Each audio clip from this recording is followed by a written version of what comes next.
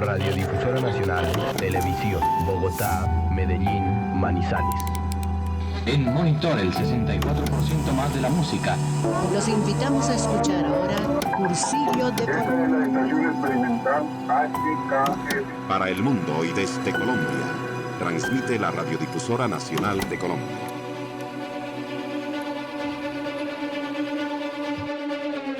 ¡No! ¡Abuelo! ¡Abuelo! ¿Qué pasó? Ay, se me fue el internet. Ay, Dios mío, casi me matas del susto, mijo. Tranquilo, eso vuelve pronto. Además, no hay problema, que yo por ahí tengo una Coleman y aquí se cocina con gas. No hay problema. Pero el internet, estaba viendo el partido de la Champions y siguiendo a Juan Calduro con los comentarios. Pues, lo del duro ese sí, no sé, hay un problema ahí, pero lo del partido se soluciona. ¿Tienes datos? No, pero, espere.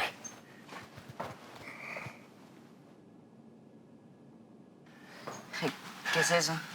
Esto es una reliquia, mijo. Me lo regaló mi abuelo cuando yo tenía 10 años. ¿Y qué es eso? Este es un radiotransistor, perfectamente funcional y con baterías extras. ¿Y esto coge internet? No, pero es un radio de onda corta, coge todas las emisoras. En algunas, pues, deben estar transmitiendo el partido, ¿no? O sea, como en el siglo XVI y sin Juan Calduro. No. El tal Juan ese sí no sé quién será, pero esto no es del siglo XVI, mijo. La radio llegó a Colombia muchísimo después, en 1940. Eso fue todo un acontecimiento. ¿Y tú estabas ahí? ¿Me estás diciendo viejo? No, yo no había nacido, pero esas historias me las contaba mi abuelo. Hemos presentado un boletín de noticias desde el Palacio de la Carrera. Damos cambio a nuestros estudios.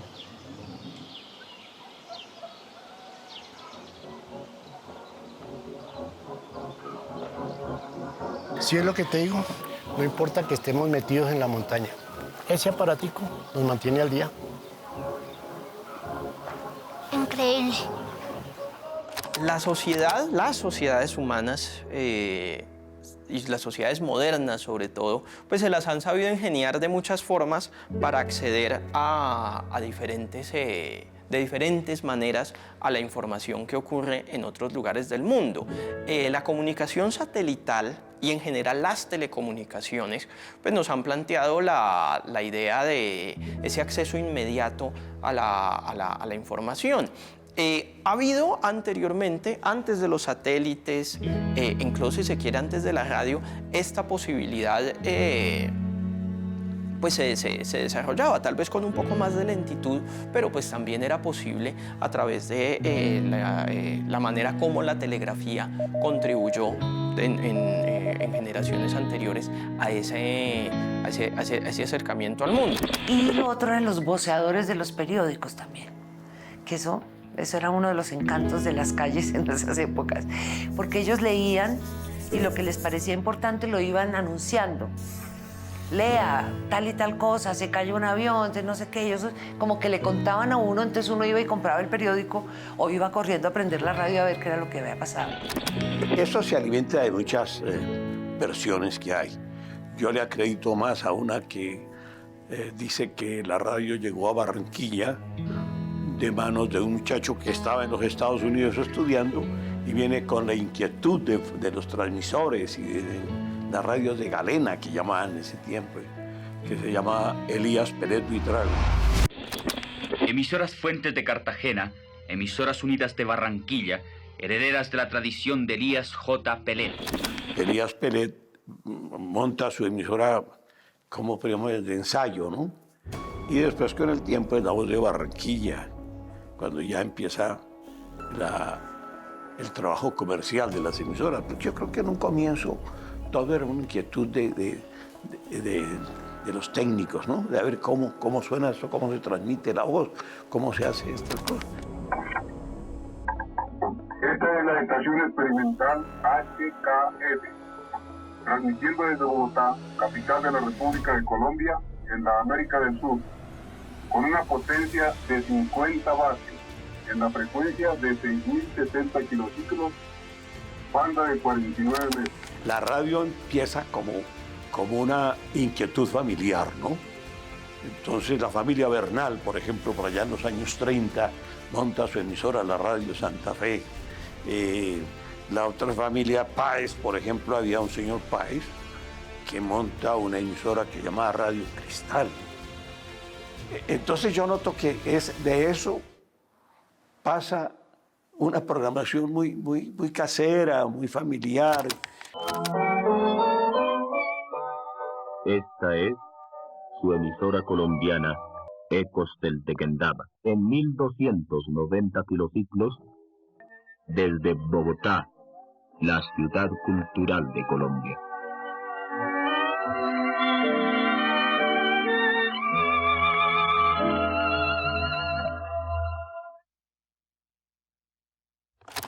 Y si una característica tuvo la radio en el país es que la radio fue un congregador de la familia. La familia se sentaba a escuchar el rosario y a oír al Papa y oír noticias alrededor de la radio.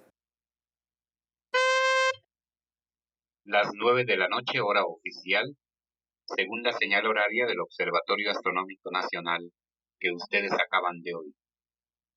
Es impactante porque la gente empezó a enterarse qué pasaba en el mundo a través de los noticieros.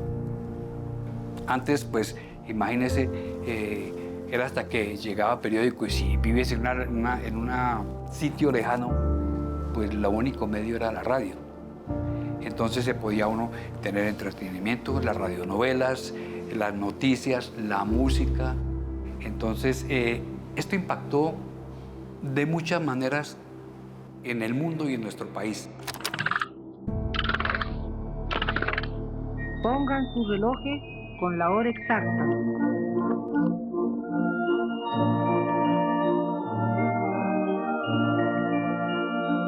En Radio Granadina, la 1 en punto. Pues mira, yo me acuerdo que mi mamá oía radionovelas. Y esto era como muy chévere porque uno realmente oía y veía en su imaginación lo que quería. Uno le ponía la cara que quería a los personajes. ¿Sí me entiendes? Era como más personal. Yo digo, la radio te hace, además, que la imaginación vuele. Efraín, hijo mío. Mamá, qué alegría. Ya has llegado. Tuviste buen viaje. Emma, hermana querida. Cuando ya empiezan a comercializar eso, entonces tienen que adquirir nuevas características, ¿no? Entonces ya aparece un señor en 1948 que le da un vuelco total a la radio, al concepto de la radio. La vuelve una industria seria, poderosa, con compromiso social y con compromiso con sus accionistas. Ese señor que le da un vuelco a la radio total se llama Fernando Londoño Henao, que fue el primer gerente de lo que se llama Emisoras Nuevo Mundo, base de la cadena Caracol, con la voz de Antioquia de Medellín. Por los micrófonos de Emisora Nuevo Mundo, Carlos Julio Ramírez, artista exclusivo de Coltejer, canta para todo el país.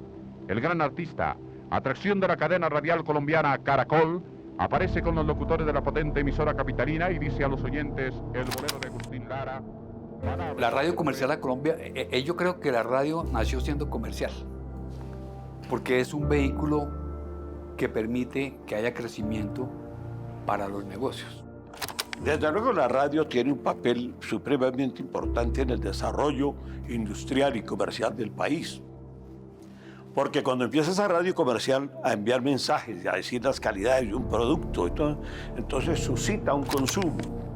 Y al aumentar el consumo, pues desde luego la producción avanza. El reporter ESO presenta.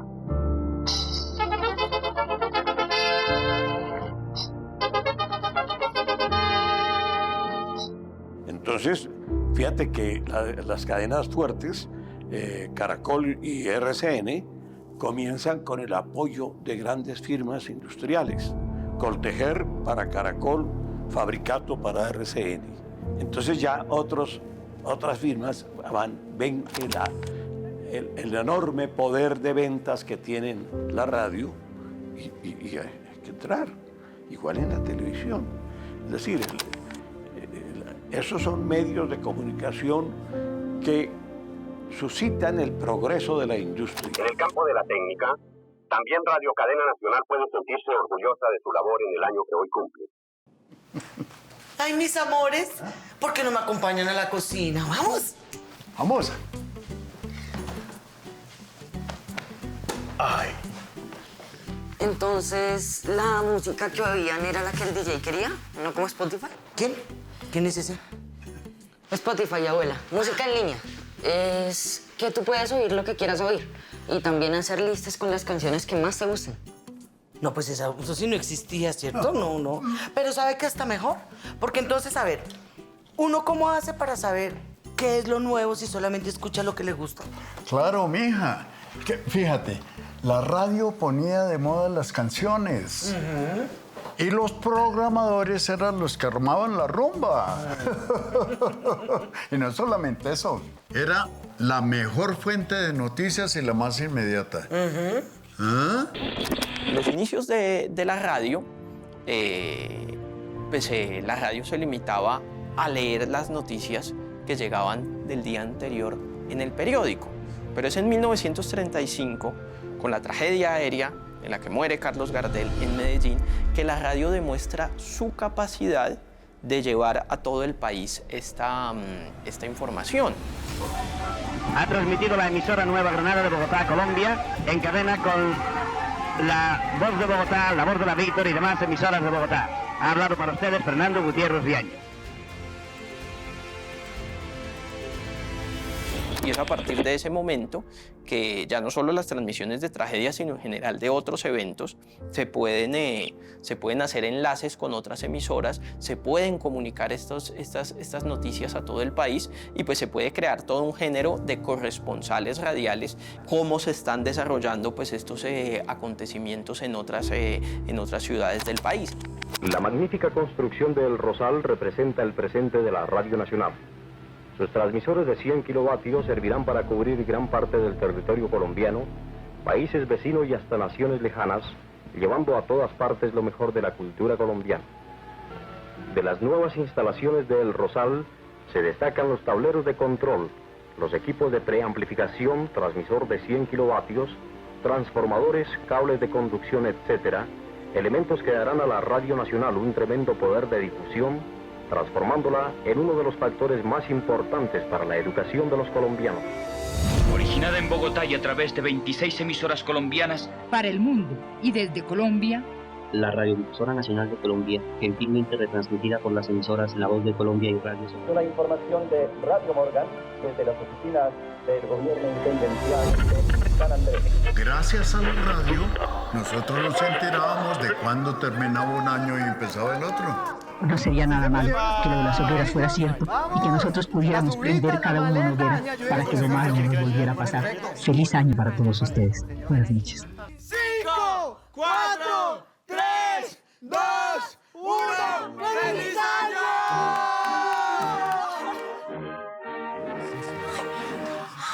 Ay, mi amor, pero mi... Ay, la radio nos acompañó en los momentos más decisivos de nuestra vida, ¿cierto? De razón tantos tíos. Porque cuando llegó la televisión. Ay, pues sabe que no, porque la televisión sí existía. Porque la televisión llegó en 1954 y nosotros no habíamos nacido, o por lo menos yo. ¿Qué quieres decirme con esa mirada? ¿Me estás llamando viejo? No, para nada. Pero pues bueno, ella tenía noticias y series. No, tanto como series no. Teníamos teleteatros. ¿Teleteatros?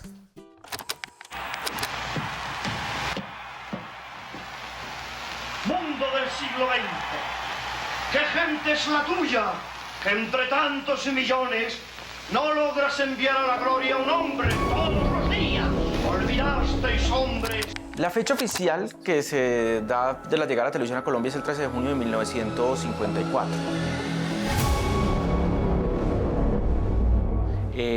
Básicamente ese proceso surge de una visita que había hecho como agregado militar del general Gustavo Rojas Pinilla a la Alemania nazi y queda muy sorprendido por este invento tecnológico y él se obsesiona por querer traerlo a Colombia. Entonces, él ya cuando asume la presidencia y en su gobierno, él busca la manera y encuentra, digamos, un aliado en esa empresa, en ese proyecto, que es el señor Fernando Gómez Agudelo. Él, un hombre de radio, un hombre muy emprendedor, amigo y cercano al presidente, le dice, sí, yo soy capaz de hacerlo, y empieza el trabajo de traer las cámaras, el equipamiento, y lo logran implementar creando la primera transmisión exactamente esa fecha, que arranca con un himno nacional y una locución presidencial el 13 de junio de 1954.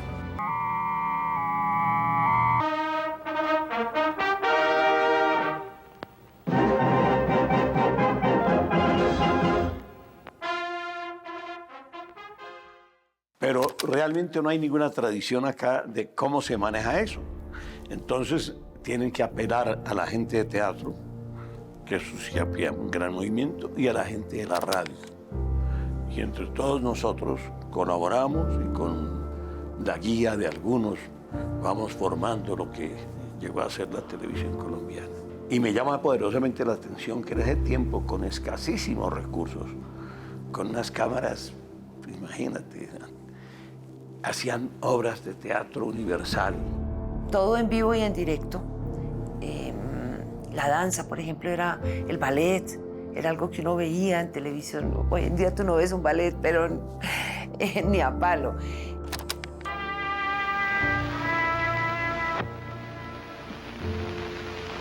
¡Oídme, poeta! Por la mañana se va la luna con 7 estrellas de plata. ¡Que se calle! ¡Que se calle! ¿Es posible que un mamarracho como usted no me deje ni a sol ni a sombra? Oídme, de rodillas y a tus pies. Y durante el inicio de la televisión en el país lo que habían era transmisiones en directo. Entonces lo más fácil o lo más sencillo que le quedó al gobierno y en general a la televisora nacional fue traerse el espectáculo que estaba en el Colón, en el Teatro Colón, y llevarlo en vivo para todos los hogares. Entonces fue una manera de democratizar la cultura. Finalmente desde los inicios de la televisión en Colombia tenía un enfoque educativo, cultural y de entretenimiento. En hogares y vitrinas de almacenes, el estupor no tiene límites.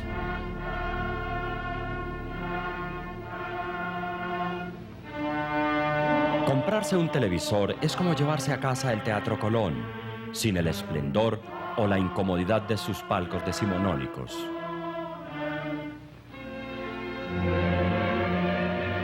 Eso fue durante mucho tiempo la programación que tuvo la televisora nacional, que era por horas, no es como la vemos hoy en día de 24 horas, 7 días a la semana, sino que eran algunas horas al día, pues que obviamente y paulatinamente fue creciendo en la medida en que más colombianos compraron televisores y fueron accediendo a él. Fue tanta la atracción de eso que el gobierno puso en venta aparatos de televisión a un precio muy popular, para poder tener audiencia, y si no querían transmitiendo y sin poca audiencia. Ya empieza a popularizarse, que la gente empieza a comprar porque había facilidades de adquisición del aparato, ¿no? Pero en ese tiempo los contenidos eran tan distintos que creo que estaban formando. La televisión es ante todo un resultado en la cultura colombiana de su conexión con el mundo, desde pues, una perspectiva de la relación del país con el exterior, pero también de la manera como se está reconfigurando la cultura colombiana en el siglo XX. Señorita, llegó Edgar Magdalena. Aún no. Pero hay una señora que... ¿Está usted segura de que esa persona pregunta por mí? Es por la señora Borgman. ¿Segura, señorita? Está bien. ¿Qué pasa? Ahí está, mira. ¿Y eso qué es? Esta es la Coleman, la lámpara de la que te hablé. Ah, oye, mira que pensando todo lo que me dijiste, no sé, suena como que muy aburrido. O pues, ¿Eso? no aburrido, sino que muy serio.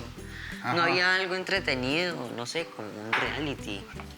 Pues todo era como en un reality, porque todo era en directo. Bueno, después de un tiempo llegaron otros programas, por ejemplo, las comedias, los programas familiares. Ay, como Yo y Tú, ¿te acuerdas? Sí, claro. Oiga, mi hijo, tengo una duda. ¿Qué pasó? Alicita del Carpio se murió, ¿cierto? ¿Mm? Esa serie yo la recuerdo desde que estaba muy chiquita. Mi amor, va a empezar Yo y Tú. O sea,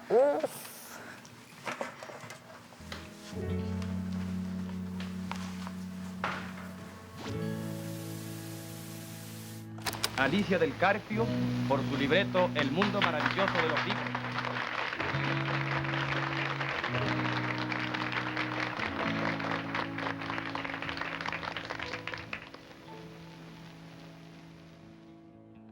Aproximadamente a los 2 años, más o menos en el 56, una española que tenía ya algo de experiencia en la producción del contenido en Europa propone desarrollar una comedia televisiva los domingos en la noche que originalmente se iba a llamar Matrimonio sobre Ruedas, pero que luego se llama Yo y Tú.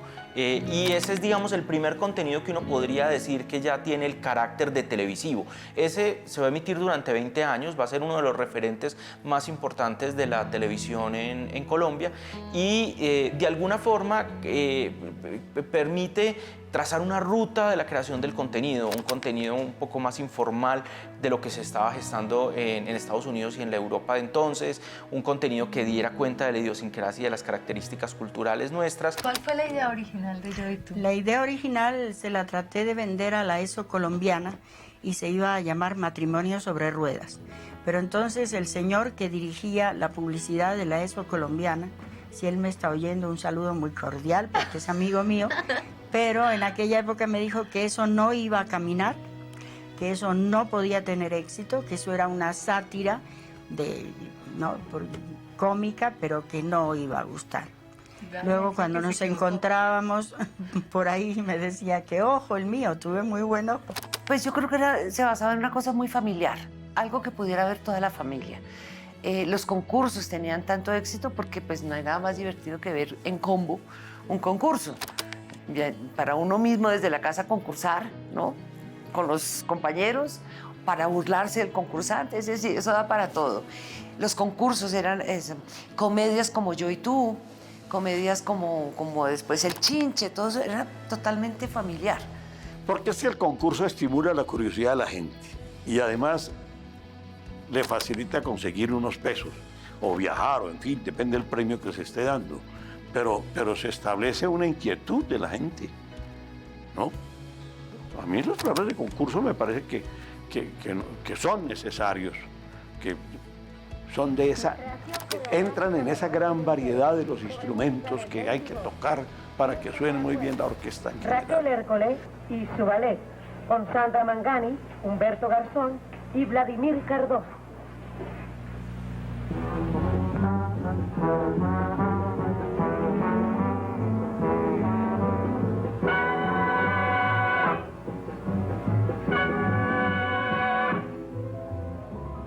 La idea es que la televisión en Colombia buscó siempre ser familiar, apuntarle a la familia.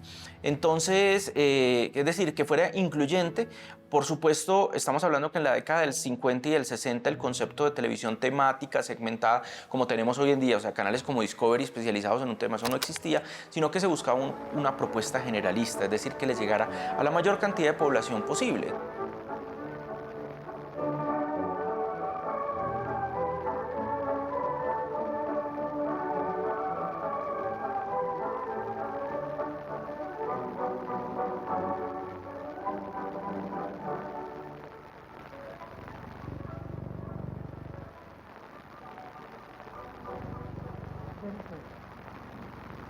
Departamento de Relaciones Públicas del Banco Popular se complace en presentarles un nuevo programa de El Lápiz Mágico.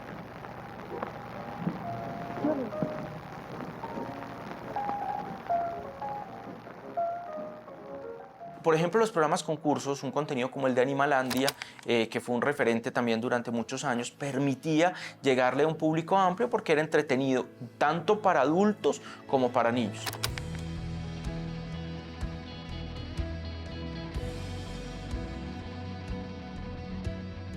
Condón. Calma, paz, paz, paz, paz. Paz. Parejas que están en la cabeza y que van a ser presentadas ahora mismo, están esta vez en su tercer programa. Y el otro componente era el de la educación, es decir, contenidos que fueran educativos y culturales, entonces conciertos, programas musicales, iban en esa onda. Muy buenas noches, queridos discípulos. En la clase pasada estuvimos con el libertador Simón Bolívar. La Amazonía es una inmensa región atravesada por numerosos ríos, donde se alojan innumerables especies animales y cuenta con una variedad inmensa de plantas y árboles. También acoge a numerosos grupos indígenas, algunos nómadas. Uno de los puntos más disruptivos en los contenidos se da cuando ya hay medios magnéticos de almacenamiento y empiezan a llegar las famosas latas, que es contenido que venía en lata, enlatado con cintas, y permite que la programación se diversifique. ACOTV, el Sindicato de los Técnicos, y el SICA de los Actores se preocupan ante la galopante comercialización desde el año 58. En ese entonces, Carmen de Lugo, Dora Cadavid y Ana Mojica protestaban por el advenimiento de los enlatados. También Maruja Toro y Raquel Hércole veían en peligro fuentes de trabajo y programación nacional. Claro, la televisión en color es un desarrollo que se da particularmente en el primer mundo. RCA es uno de los grandes impulsores de este desarrollo tecnológico e incluso en el mundo surgen tres grandes estándares de televisión a color. Era el NTSC, que a mi modo de ver era el menos bueno, el PALM, que era europeo, y el SECAM, que era una mezcla de varios países. Pero la fuerte presión del gobierno norteamericano por su propio estándar, que era el NTSC, hace que los países del Pacífico se vayan por ese estándar, el NTSC, incluyendo Chile, Perú, Ecuador y Colombia. Y ese es el estándar con el que en el gobierno de Julio César Turbay, en el año de 1979, Colombia incorpora la televisión a color. Colombia ingresa hoy en la era de la televisión en colores. Desde aquí, sede del Instituto Nacional de Radio y Televisión Inravisión, el presidente Julio César Turbay Ayala pone en marcha este sábado 1 de diciembre una de las más trascendentales decisiones políticas de las últimas décadas. Televisión en colores para los hogares de los 25 millones de colombianos. Que va a permitir un acceso a la imagen vívida, realista, y que dispara el consumo televisivo en el país. O sea, casi que la implementación de la televisión a color es el detonante para que crezca la hora de exposición al consumo, el rating y al mismo tiempo nuevos tipos de contenidos. El país, de esta manera, se incorpora al más formidable avance de la tecnología moderna en el infinito mundo de las comunicaciones. Uno de los elementos que va a ser coyuntural en el cambio de programación en Colombia se da gracias a Gloria Valencia de Castaño, que crea un programa que se llama Naturalia, que trae contenido enlatado fundamentalmente de las aventuras de Jacques Cousteau por el mundo y de otros documentalistas, y los empieza a reeditar poniéndolo en el contexto y llevándolo de una forma de divulgación científica muy limpia, muy transparente, muy simple, para que todos los ciudadanos accedan al contenido. Entonces, ese tal vez es el punto de disrupción entre la televisión en directo de programas, concursos, show, comedias en vivo y eventos espectáculos, y ahí hay un punto de giro, que también se va a ver complementado con la llegada de otras latas, como por ejemplo las películas norteamericanas, las series de ficción norteamericanas, y eso le da un nuevo aire a la televisión en Colombia. En esa época ya se producían comerciales acá, había gente que después tuvo carrera fuerte en el cine, como Mayolo Carlos producía comerciales, es decir, había gente produciendo comerciales. Lo que había era un antecedente de animación. Si el cliente no viene a comprar, a su casa hay que irlo a buscar. Venda el futuro así, su producto colóquelo aquí. Francar a las órdenes de usted, Francar Producciones TV. Yo lo que te puedo decir es que Colombia en aquel momento, en los años 70, estaba bastante atrás de otros países de América Latina en cuanto a lenguajes. Este sí que es un chocolate delicioso. Es chocolate Sol, que tiene el sabor inconfundible de la calidad. No tanto en tecnología o en técnica cinematográfica, para decir así. Todo era óptica, se producían los comerciales en 16 milímetros. Si había comerciales mucho más elaborados, se producían en 35. Se postproducía fuera del país, aunque había pequeños laboratorios acá de 16 milímetros. Pero digamos que la cultura publicitaria de aquella época estaba un poco atrasada con respecto a la cultura publicitaria de otros países de América Latina, Brasil, Argentina, México no tanto, pero incluso México, ¿no? Ese era el panorama que había en el momento en que yo entré en contacto con Colombia. El personal seleccionado de acuerdo a sus aptitudes para esta difícil misión ha sido preparado mediante cursos especiales que los capacita para atender cualquier caso de intoxicación. En solo 2 meses este servicio ha disminuido en un 90% los accidentes provocados por embriaguez.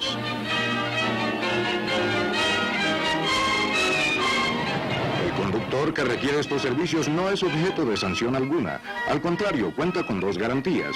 Los agentes no pueden, por rigurosa prohibición, informar a la familia del embriagado dónde fue encontrado este, y el servicio es absolutamente gratuito.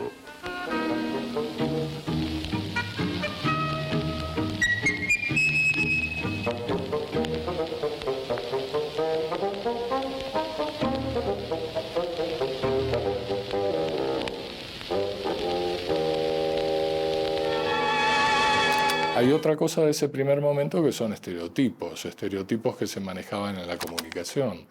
Realmente, digamos que la cultura de idealización publicitaria que había era reflejo de un imaginario de cultura norteamericana de los años 50. Es decir, ahí mismo tenías un desfase como de más de 10 años. Era muy a las amas de casa. Ellas eran las que decidían qué se compraba en la casa, qué se comía, cómo se comía, qué se consumía, qué no. Eran las amas de casa porque los señores no estaban en la casa. En la noche, que ya estaban los señores, entonces ya había propagandas de carros. Porque ¿quién podía comprar un carro? Un señor, no una señora. Tristemente, pero así era. Esos, digamos que eran los anunciantes a los que se sumaban los productos de relación directa entre el ama de casa y ese producto, como era, qué sé yo, las gelatinas Royal, ¿viste? Ese tipo de cosas. Pero esos eran los anunciantes de ese momento. Después de anunciar la nevera, la estufa, la cosa para las amas de casa, en la noche ya los cigarrillos, el trago, los carros, lo que consumían los hombres.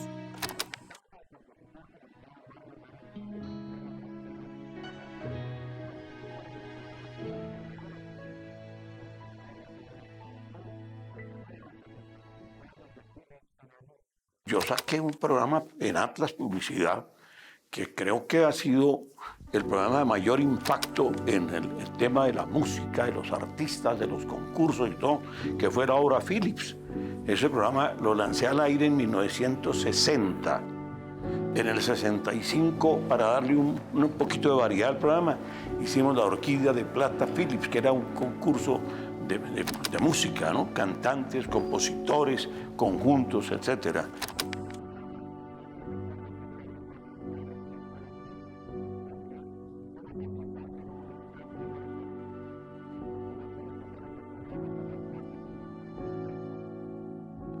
Y eso duró hasta 1971, que se acabó la pauta comercial de la Philips, se retiró la pauta comercial. Y vea usted, comenzamos con una pauta de 10 emisoras en las principales ciudades del país, donde había distribución de los productos del cliente. Y empezaron a llamar de emisoras de provincia, empezaron a llamarme a pedir permiso para retransmitir el programa. Y yo, pues desde luego, sí, retransmitan. Llegó un momento en que teníamos 90 y pico de emisoras en el país transmitiendo la hora Philips.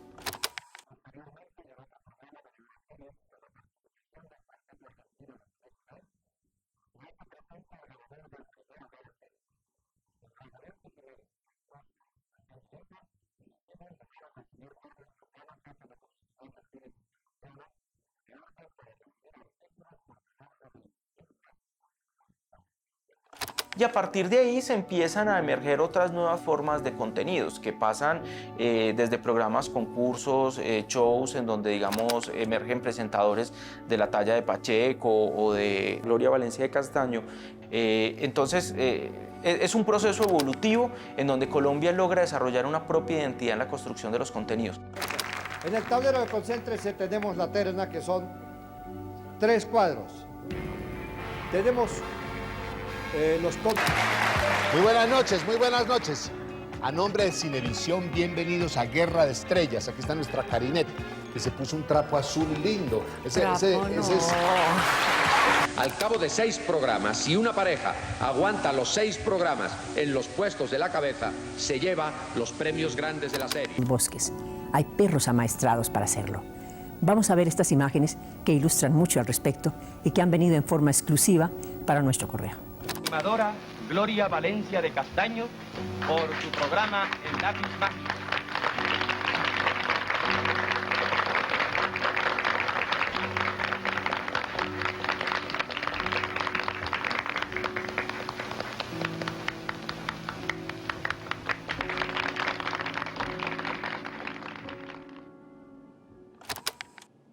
Ah, esas eran las influencers de la época. ¿Las qué? Influencer. Mijo, usted sí no tiene ni idea de inglés, ¿no? Ay, Dios mío. Sí. En las redes la gente con más seguidores pues utiliza productos y dice que son buenos y tal. Les pagan por eso. Yo cuando sea grande quiero ser influencer. Es más, ya estoy consiguiendo los seguidores desde ahora. O sea, ellos influencian a la gente para decirles qué les debe gustar y qué deben consumir. Pues en ese caso, influencer sería la radio sotatensa. O esas transmisiones de la educación a distancia, mija. Ajá. ¿Educación a distancia? ¿En su época también había colegio virtual?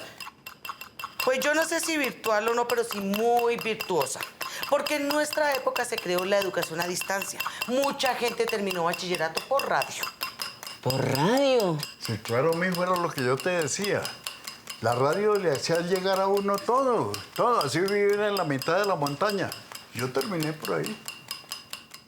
Ocupa el primer puesto por su extensión superficiaria de 149.850 kilómetros cuadrados, así como por las características ambientales que la distinguen.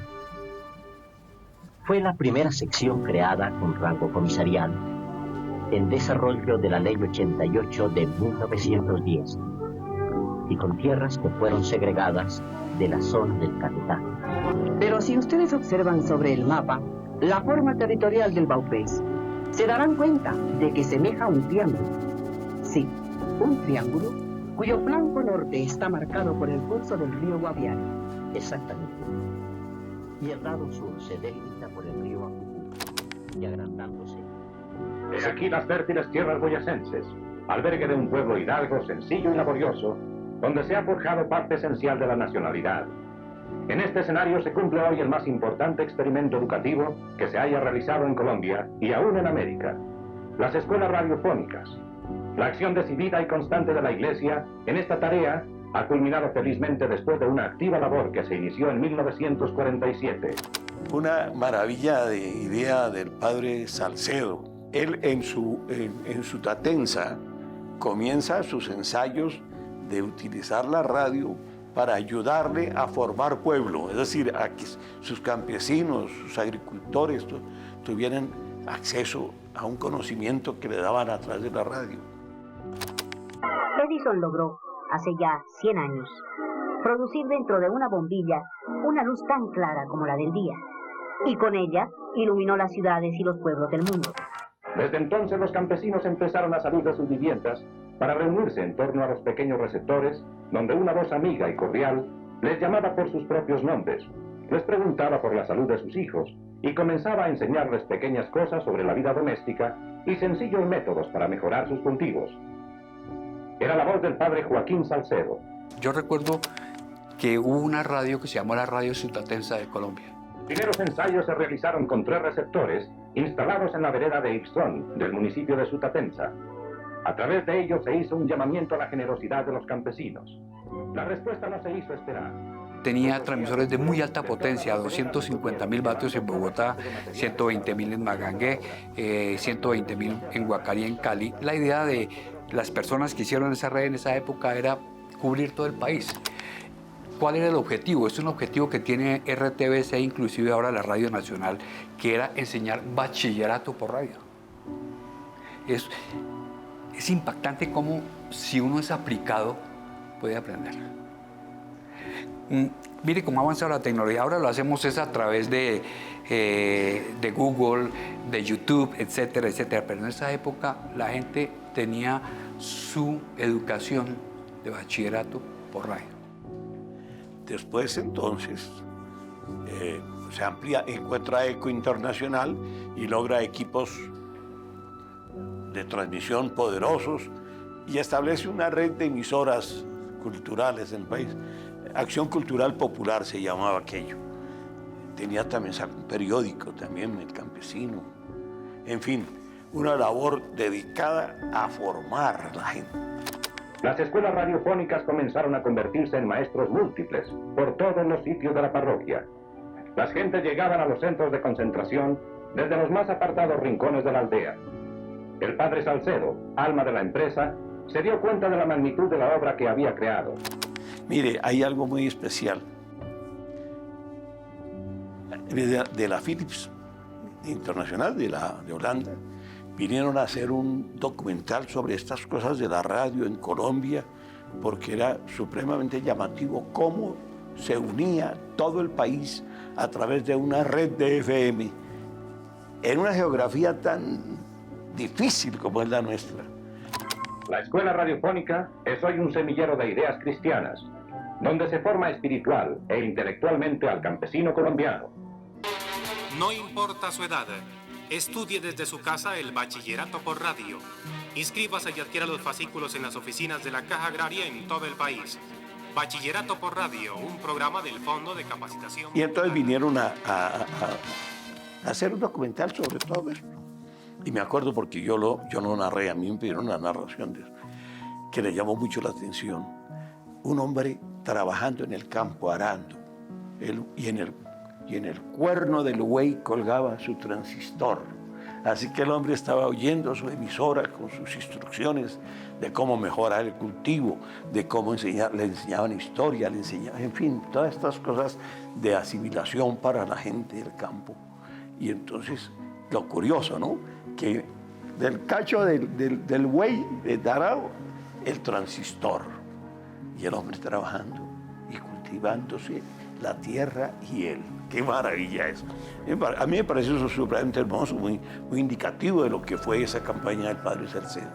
Inravisión saluda a los estudiantes que han cursado el bachillerato por radio y los felicita por su esmero y dedicación. 30 años bachillerato por radio. Primer paso hacia el proyecto de vida.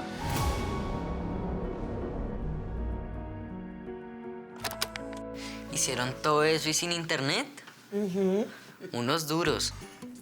Mucho más que tal ese Juanca, ese que comenta fútbol. Bueno, claro. Pensándolo bien. ¡Llegó la luz!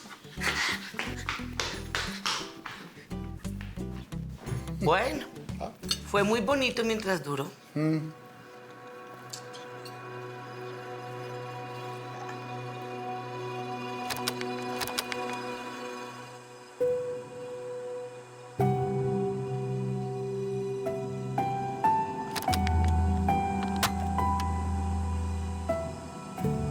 La cadena Cresto. Guillermo Beltrán les anuncia el más espectacular desfile artístico del año presentando las más grandes estrellas internacionales de la canción popular en el continente. Pedro Vargas, Lupita Palomera, Chucho Martínez Gil, las hermanas Águila, Rosario García Orellana, los Cuates Castilla, Martínez Ledesma y 10 estrellas más, por primera vez en persona en Colombia. El retorno a Colombia de su estrella máxima, consagrada en el teatro, en la radio y en el cine.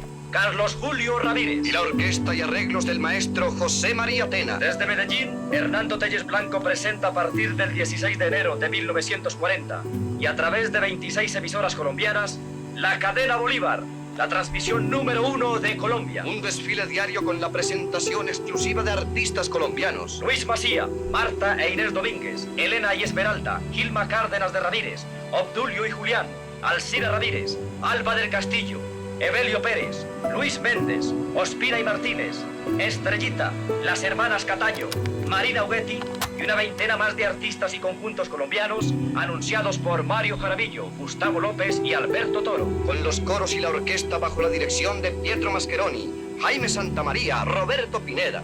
Desde Bogotá y en cadena con 26 emisoras se presenta la cadena Azul Bayer, con sus espléndidos desfiles radiales musicales, con voces preciosas como las de Alicia Borda, Hilda Moreno, Luis Méndez, los coros y la orquesta de José María Tena y de Jesús Ventura.